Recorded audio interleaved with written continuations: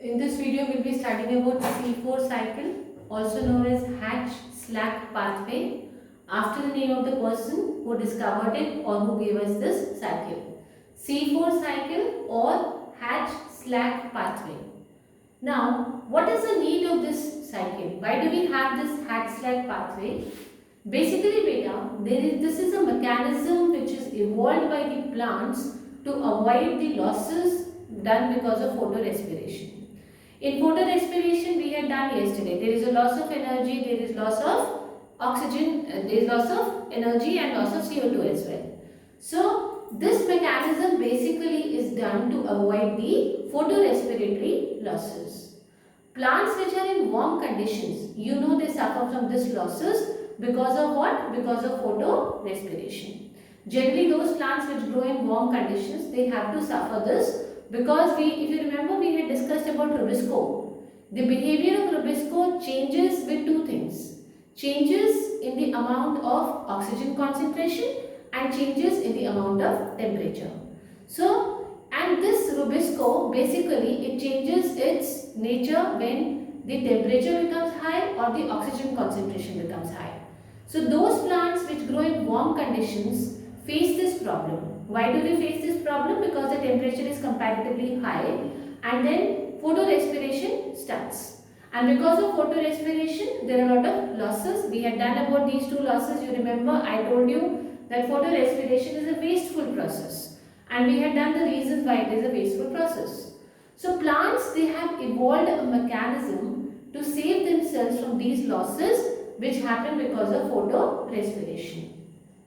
So, in short, this Hatch-Slack pathway or this C4 cycle is an adaptation done by the plants to avoid photorespiratory losses. These adaptations in C4 plants. Now, what are the adaptations which C4 plants do to avoid these losses? We had discussed yesterday that the first important adaptation in these plants is that they have dimorphic chloroplasts. That means they have two types of chloroplast. Grana and agrana type of chloroplast. If you remember, we had done this. So in C4 plants, we got dimorphic chloroplast. This is one adaptation which C4 plants adapt. The second one is, if you remember the granule chloroplast, it was found in mesophyll cells. The granule one was found in which cells? Mesophyll cells. And the agranule chloroplast was found in the bundle sheath cells.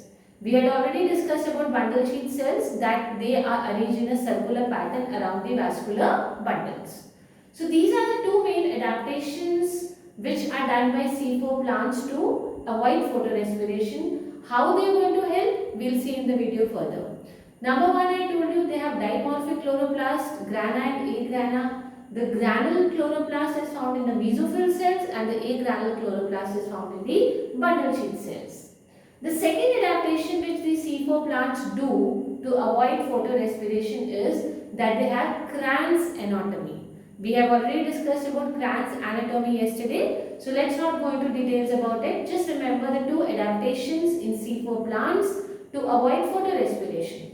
It is a simple question. What are the two adaptations in C4 plants to avoid photorespiration? Number one, they have dimorphic chloroplast and number two, they have Kranz anatomy.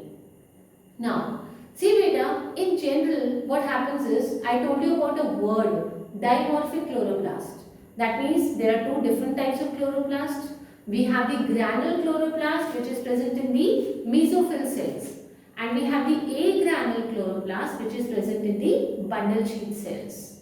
Now, light reaction takes place in the granule chloroplast which is present in the mesophyll cells. Please remember that light reaction, light falls where? Light falls on the mesophyll cells, they are higher on the top. If you see the depth and the height surface, then the mesophyll cells are at a higher level and they are more exposed to sunlight. So the sunlight falls on the mesophyll cells and the light reaction takes place here. What about the agranule chloroplast in bundle sheath cells? The C3 cycle takes place here in which cells? In the bundle sheath cells. Light falls now and light reaction takes place. Now when light will fall on the granule chloroplast in mesophyll cells, Light reaction will start and oxygen will be produced. What will be produced is oxygen. We know that the C3 cycle is a Rubisco dependent cycle. The C3 cycle depends upon the enzyme Rubisco. Okay, it depends upon the enzyme Rubisco. So there is a slight modification that the Rubisco in such cases is shifted to a little deeper side. Why is it shifted to a little deeper side? Because if it is on the upper layers, let us talk about the mesophyll cells. They are on the upper layers, so the temperature would be higher. But if we talk about their presence in bundle sheath cells, there the temperature will be low.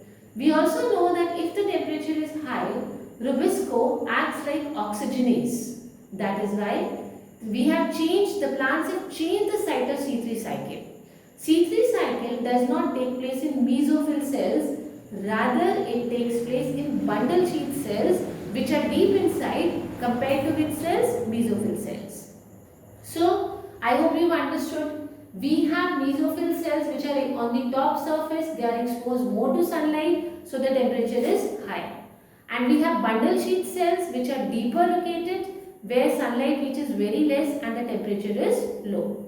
The modification which was done basically was that Rubisco, which is sensitive to high temperature. How is it sensitive to high temperature? You know, it starts acting like an oxygenase at high temperature. So if Rubisco would have been situated in the mesophyll cells, then it would act like an oxygenase. So what is the modification done now? The Rubisco has changed its sites. The Rubisco is shifted. Now what is the site change? The site of C3 cycle is not in mesophyll. Rather it is in bundle sheath cells which are deeper. That means in the granule chloroplast, oxygen is being released. Okay? And in bundle sheath cells, oxygen is not being released. Oxygen is being released in the granule chloroplast because light reaction is taking place. But in bundle sheath cells, oxygen will not be released because light reaction is not taking place. So if oxygen will not be released in bundle sheath cells, the concentration of oxygen will not become higher and this Rubisco will not act like an oxygenase. So what are the two suitable conditions for C3 cycle in bundle sheath cells? Number one, it is low temperature. Why it is low temperature? Because the bundle sheath cells are situated deep and the sun rays reach very less, so the temperature is comparatively low. And second is the lower amount of oxygen. And why do we have lower amount of oxygen? Because in bundle sheath cells, oxygen is not released, but in granule chloroplast, that is in mesophyll cells, oxygen is released. Now, we know that Rubisco in this case will not act like an oxygenase. So, no photorespiration will take place and there would be no losses. So, this is the basic modification which is done by the plants. In such a condition, when your Rubisco is situated deeply in the bundle sheath cells, where the temperature is low, the amount of oxygen is also low, Rubisco will not act as an oxygenase. If Rubisco will not act as an oxygenase, obviously no photorespiration will take place and there would be no losses also. So this is how basically the plants do the modifications to save themselves from photorespiration. Now let us move on to the C3 cycle in detail. If you can see on the board, I have made two cells. The upper cell that you can see is the mesophyll cell and the lower is the bundle sheath cell. Upper cell is the mesophyll cell because I told you they are on the upper surface, they are exposed to sunlight, they are exposed to the environment, and the bundle sheath cells are situated deep inside. So the upper cell is actually the mesophyll cell and the lower box which you can see is the bundle sheath cell. Let us start the cycle now. What happens if you see this outer layer is the epidermis? Carbon dioxide diffuses into the upper cell, that is the mesophyll cells. What is the first step of this cycle? Let's go in steps. The first step is carbon dioxide, because these cells, the mesophyll cells, are exposed to the environment, sunlight, air, everything. So carbon dioxide will diffuse through the epidermis and enter the mesophyll cells. Water is already present in the mesophyll cells. So water plus carbon dioxide, a reaction will take place. Water will react with CO2. There is an enzyme which helps this process. The name of the enzyme is carbonic anhydrase. Since in so much of detail it is not given in your book, if you don't want, don't learn the name of the enzymes, don't learn the reactions, just learn what is happening in the steps, but those who are interested can learn it. The first step is carbon dioxide is diffusing into the mesophyll cells. Water is already present in the mesophyll cells. So water will react with carbon dioxide in the presence of an enzyme carbonic anhydrase and form, what is it going to form? It is going to form bicarbonate, HCO3. Is it okay for everybody? What will it form? It will form bicarbonate, H2CO3. This H2CO3 will dissociate now and form H positive and HCO3 ions. See, what is the first thing which was formed? H2O plus CO2 will give you H2CO3. This H2CO3 will now carbonic acid. What have we got first? Carbonic acid. Carbonic acid will dissociate and give you H positive and HCO3 negative ions. Now these HCO3 negative ions will be accepted by PEP. This is the first acceptor molecule that we have. There we had RUBP, if you remember. Here the first acceptor molecule is PEP, phosphoenol pyruvate. What is the name of the compound? PEP, phosphoenol pyruvate. This is a 3-carbon compound. Is it okay? It is a phosphoenol pyruvate. This 3-carbon compound will form what? It will convert into 4-carbon compound, that is OAA, oxaloacetic acid. How it has been converted into oxaloacetic acid, beta? If you see, you had this ion HCO3. This was accepted by whom? This was accepted by PEP, which is a 3-carbon compound. 3-carbon compound, that means PEP already had 3 carbons, and this PEP is getting HCO3. It is getting one more carbon from HCO3. So what you get, the final product is OAA, that is a 4-carbon compound. So the first stable compound in this cycle is OAA, which is a 4-carbon compound. That is why this is known as a C4 cycle, because the first stable compound is a carbon 4 compound. Like in there we had a 3-carbon compound which was stable, so we used to call it a C3 cycle. So basically HCO3 combined with what? PEP. PEP is a 3-carbon compound. 3 carbons it already had, 1 carbon it got from HCO3. So now it has formed OAA. What is it formed now? OAA, which is a 4-carbon compound. So that is why we call it as a C4 cycle.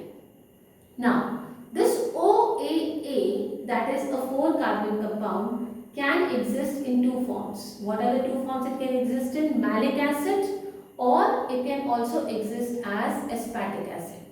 See, malic acid normally OAA will dissociate and will give you malic acid.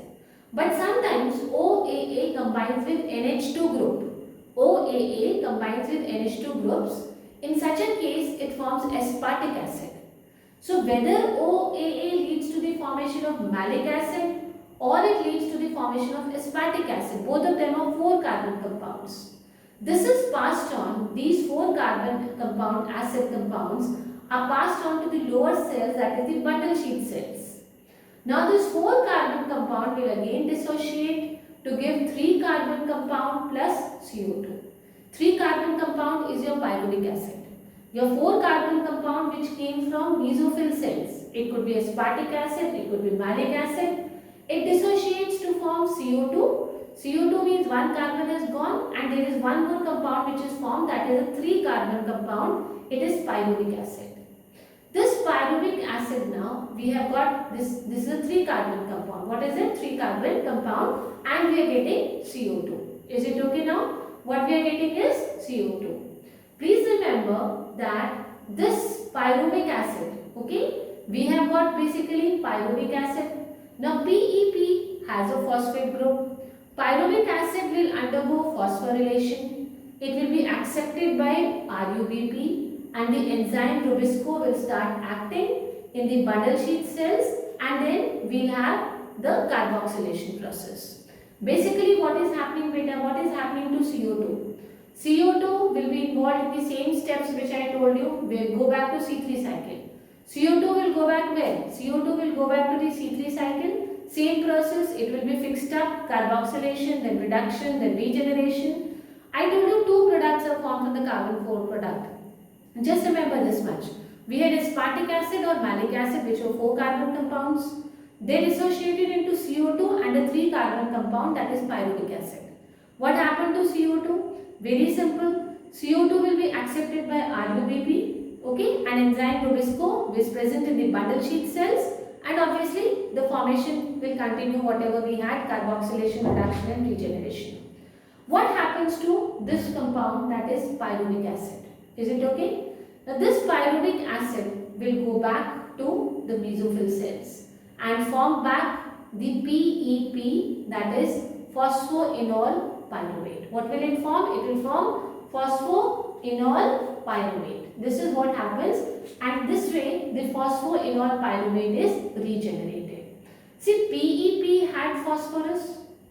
So the pyruvic acid which was formed from aspartic acid and malic acid after CO2 got separated undergoes phosphorylation with the help of ATP. Undergoes phosphorylation with the help of ATP. Is it okay for everybody? So two things were formed, pyruvic acid and CO2. CO2 was accepted by RUBP and the same process of C3 cycle continued, carboxylation, reduction and regeneration.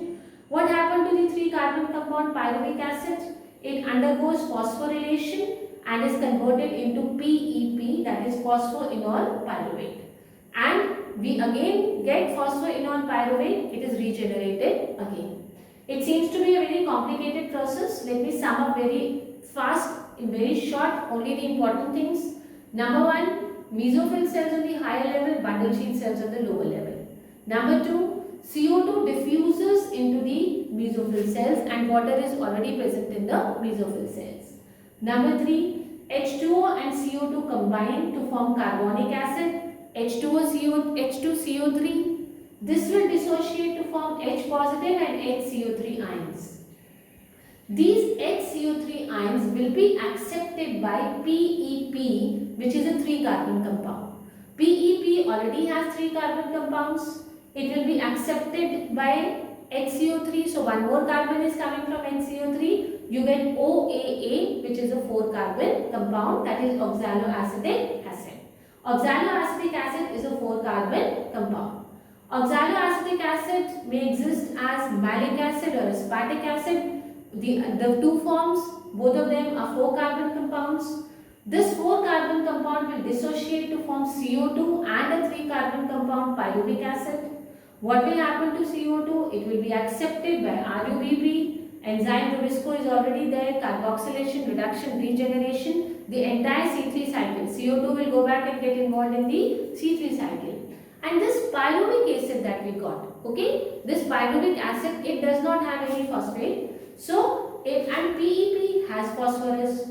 So, pyruvic acid will undergo phosphorylation where ATPs will be involved, and with the help of this energy, pyruvic acid will be converted into PEP, that is phosphoenol pyruvate. So, we have gone back to where we started, phosphoenol pyruvate, which is a 3 carbon compound. This phosphoenol pyruvate will again combine with HCO3, take one more carbon, become 4 carbons. This 4 carbon will again dissociate to form 3 carbon in CO2, and this is how the cycle continues. I think it seems to be quite confusing. Never mind, we'll discuss in steps again if needed.